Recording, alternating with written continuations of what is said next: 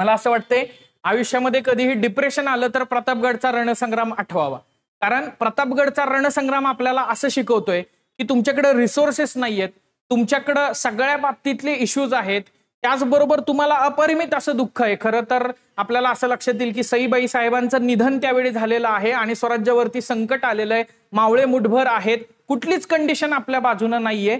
अशा वेळी सुद्धा कशा पद्धतीनं आपण लढा देऊ शकतो आणि शत्रूचा सामना करू शकतो, त्याचा पराभव करू शकतो, याचं मूर्तिमंत उदाहरण म्हणजे प्रतापगड आहे विद्यार्थी मित्र. सो इतिहासातल्या महत्वाच्या क्षणांचे साक्षीदार असणारे हे किल्ले जागतिक वारसास्थळांच्या यादीमध्ये समाविष्ट होत आहेत. हे आगळं वेगळं आहे हे लक्षात घेण्याचा प्रयत्न करा आणि आपल्या दृष्टिकोनातून म्हणून ती अभिमानाची गोष्ट आहे. पन्हाळगडाची गोष्ट वेगळी सांगायची आपल्याला गरज नाही. सिंधुदुर्ग, सुवर्णदुर्ग, विजयदुर्ग आणि तामिळनाडू मधला जिंजी, ज्याचा मी मगाशी उल्लेख केला की छत्रपती शिवाजी महाराजांच्या दक्षिण दिग्विजय मोहिमेचा खरं तर साक्षीदार हा जिंजी नावाचा किल्ला आहे. तर यांना जागतिक वारसा स्थळाच्या यादीत समाविष्ट करण्यात आले.